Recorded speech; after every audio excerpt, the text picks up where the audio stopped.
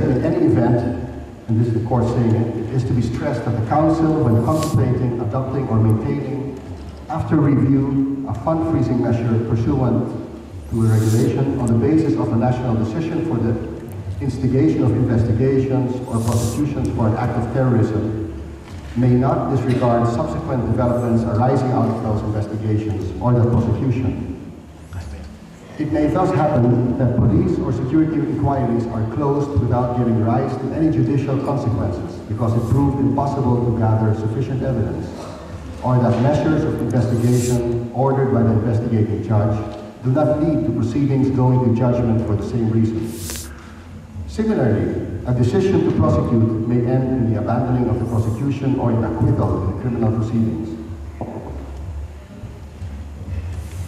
And this is the most important part, that the court states that it would be unacceptable for the Council not to take account of such matters, which form part of the body of information having to be taken into account in order to assess the situation. To decide otherwise would be tantamount to giving the Council and the Member States the excessive power to freeze a person's funds indefinitely, beyond review by any court and whatever the result of any judicial proceedings taken. So as I stated, the most striking sentence is the last part, that to decide otherwise would be tantamount to giving the Council and the Member States the excessive power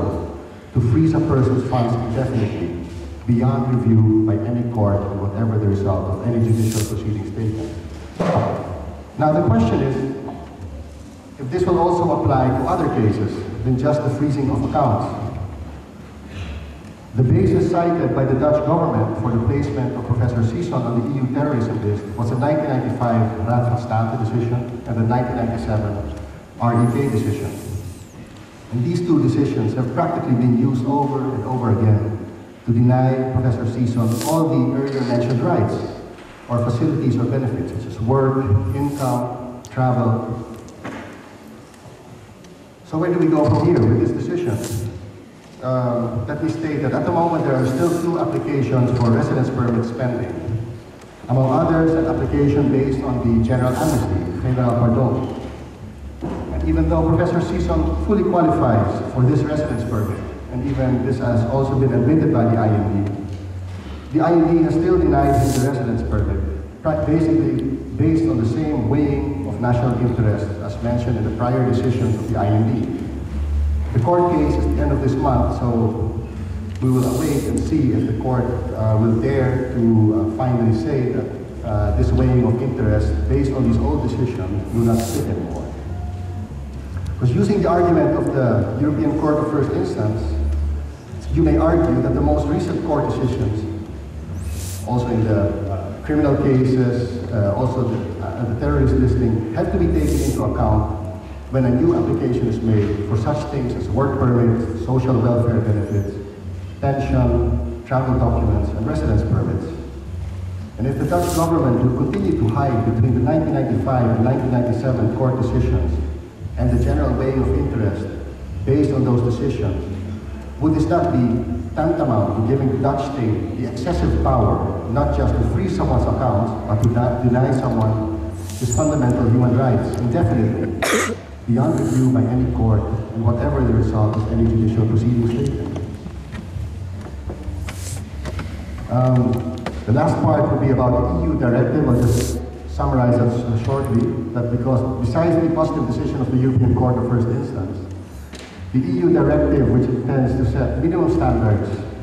for refugees and people with subsidiary protection, also gives possibilities to Professor Sison to claim his basic human rights. And this directive basically states that refugees should not be discriminated against other EU citizens, and therefore they should have the same fundamental freedoms as EU citizens, such as the right to residence permits, travel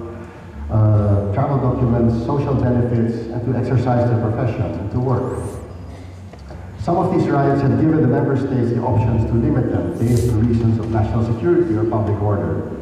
Nevertheless, it will be interesting to see to what extent Professor Sison can derive rights from this directive based on his current situation. Thank you.